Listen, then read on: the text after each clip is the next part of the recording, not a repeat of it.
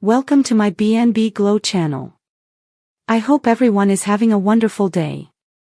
Before we begin, please hit the subscribe button and give this video a thumbs up.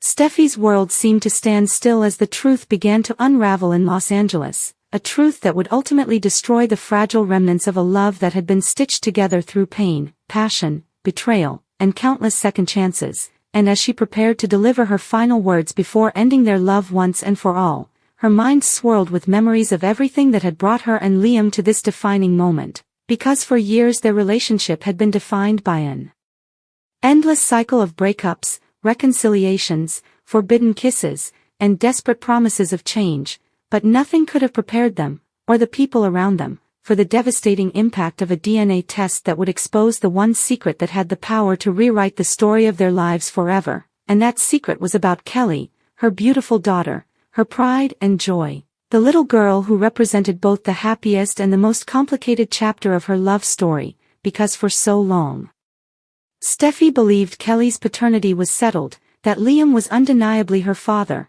the man who had been there for milestones, bedtime stories, scraped knees, and whispered assurances that their daughter was the binding thread keeping them together. But now, as the crisp envelope holding the shocking DNA results burned like fire in her hand, Steffy realized that the truth she was about to reveal would sever that thread, would break apart the illusion of stability, and would force everyone involved to confront a reality that no one had ever imagined, because according to the DNA bombshell, Liam was not Kelly's biological father, and the true father, the one name that would leave Hope gasping, Liam in shock, and Finn caught between his Hippocratic oath and his marriage, was none other than Bill Spencer, the ruthless, powerful, manipulative man whose shadow had loomed over Steffy's life for as long as she could remember, a man she once thought she had left in the past, yet his legacy was now imprinted in her daughter's bloodline, and as Steffy's voice trembled, she knew her final words to Liam had to capture not only the heartbreak of their unraveling love but also the strength it took to finally release him,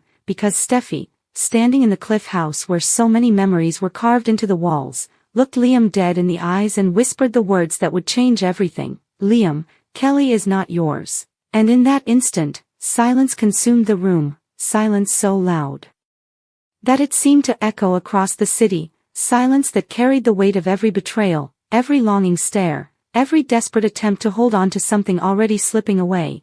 And while Liam staggered backward in disbelief, clutching his chest as if he had been physically struck, Hope stood frozen, unable to comprehend that the daughter who had been positioned as a half-sibling to Beth was suddenly not related to her child by Liam's blood, and Steffy, even as her heart shattered, kept speaking, kept unraveling the threads of their love, reminding Liam that she had always fought to keep him close, that she had built dreams on the idea of their family, but that dreams built on lies were destined to collapse, and this DNA test was undeniable proof, the kind of scientific finality that no amount of forgiveness, pleading, or romantic memories could erase. And as Finn walked in quietly, his eyes clouded with sorrow because he had run the test himself, he placed his hand gently on Steffy's shoulder, anchoring her as she delivered the crushing blow that would end the love story once and for all. Because Steffy knew she couldn't let Liam cling to false hope, couldn't let him walk around claiming a daughter who wasn't biologically his, and though he would always hold a place in Kelly's heart as the man who raised her, biology had redrawn the lines of their bond, and Steffy, choking back tears, whispered her final words before ending their love forever: "You were never her father, and we can't keep pretending anymore." The air in the room, once so familiar and filled with the soft, lived-in warmth of a shared life, had turned to glass, fragile and transparent, and with every breath Steffy took, she feared it would all shatter, cutting them both on the shards of what was and what could never be again. She looked at Liam, really looked at him, and saw not just the man she had loved through a maelstrom of joy and heartbreak, but a living archive of their entire history, the hopeful, youthful glint in his eyes when they first met, the deep wells of compassion during her darkest struggles, the easy laughter that had echoed through these very halls, and the quiet, steadfast strength that had been her anchor more times than she could count. He was her Liam, the father of her daughter, the man she had built a life with, piece by fragile piece, after every storm had seemingly passed. And now, she was the storm. She was the cataclysm that would break them, and the words she had to speak felt like stones in her mouth, each one heavy and coarse, destined to build an insurmountable wall between them. "Liam," she began, her voice a whisper that seemed deafening in the crystalline silence, a sound that was both utterly hers and yet foreign, emerging from a place of such profound sorrow that it hardly felt like her own at all. He looked up, his expression a heartbreaking tapestry of confusion and dawning dread. He had been talking about Kelly, about her art project at school, a little clay sculpture of their family that was lopsided and perfect, and the normalcy of that conversation, the sheer, beautiful mundanity of it, made what she had to do next feel like a desecration. "We need to talk," she said, the phrase so cliché it almost made her want to laugh, hysterical bubble of grief rising in her throat, but she swallowed it down, knowing that any break in her composure would make this impossible. She had to be strong, for him, for Kelly, for the truth that had been ticking inside her like a bomb since Dr. Campbell's call, a truth that had now detonated, leaving her soulscape a field of rubble. "I've loved you," she said, the past tense hanging in the air between them, a verdict. "I have loved you with a ferocity that scared me sometimes. I loved you when we were together, and I loved you even when we were apart, because a part of me always believed, always knew, that we were meant to find our way back to each other. It was our story. The on again, off again, the will they won't they that everyone in Los Angeles seemed to have an opinion about. But through it all, through hope, through Ivy, through all of it, my heart always had a compass, and it always pointed to you." She saw a flicker of hope in his eyes, a desperate, beautiful misunderstanding, and it cleaved her in two. He thought this was a preamble to a recommitment, a strengthening of their bond. He couldn't yet see that she was lovingly, painfully, dismantling it brick by brick. "You have given me everything, Liam," she continued, her voice gaining a sliver of strength from the sheer magnitude of her love for him, a love that now demanded this ultimate sacrifice. "You gave me a family. You gave me stability.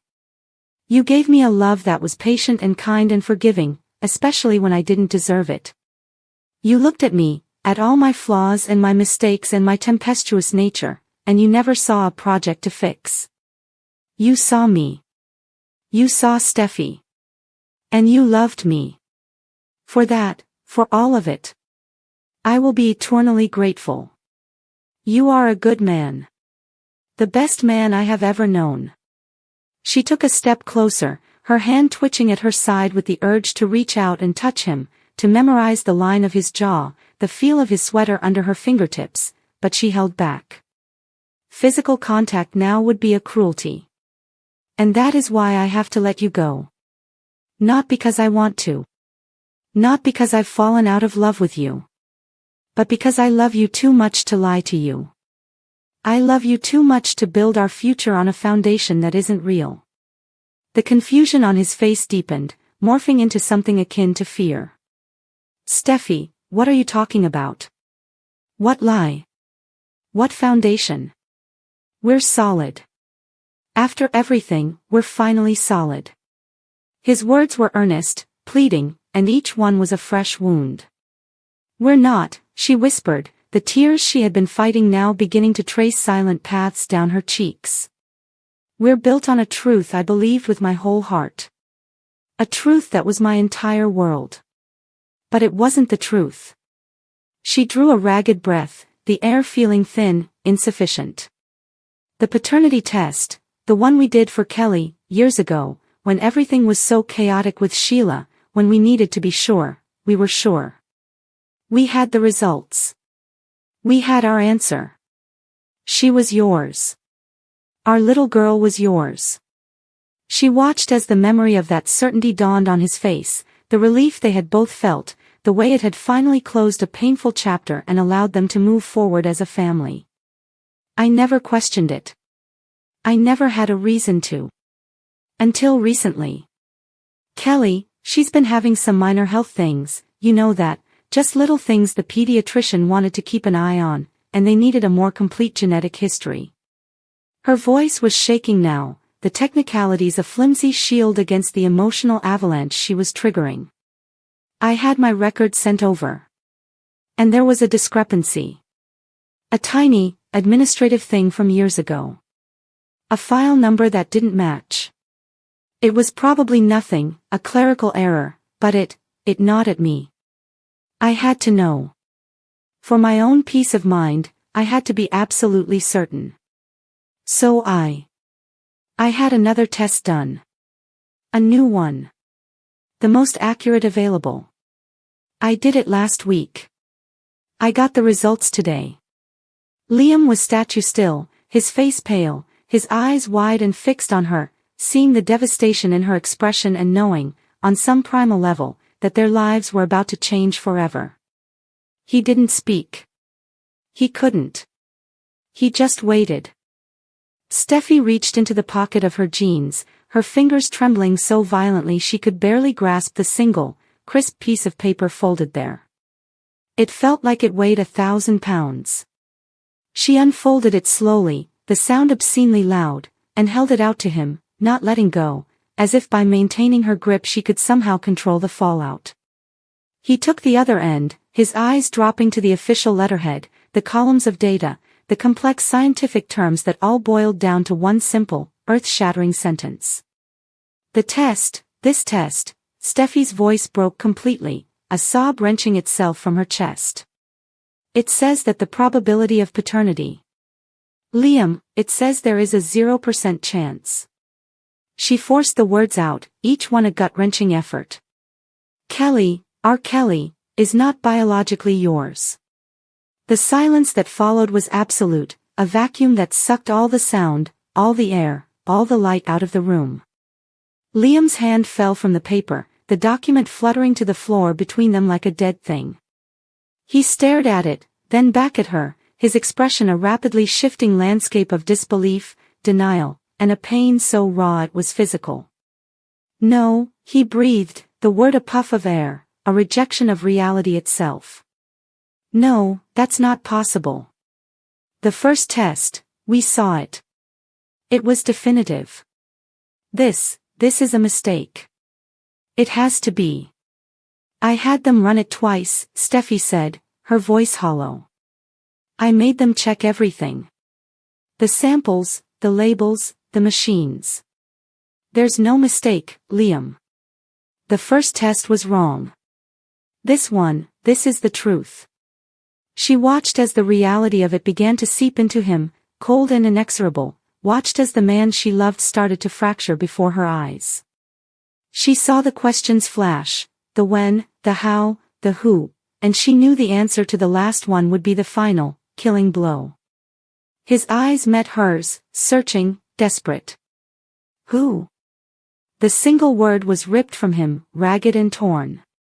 And there, in the ruins of their love, surrounded by the ghosts of their happy memories, Steffy gave him the final piece of the horrible puzzle. It was during that time, after the accident, when my memories were gone, when I was so lost and vulnerable and I latched onto the first person who made me feel safe. Who made me feel seen. She saw the understanding dawn in his eyes, a dawning horror. It's Finn's, Liam. Kelly is Finn's biological daughter. The name hung in the air, a specter from a past they had both tried to overcome.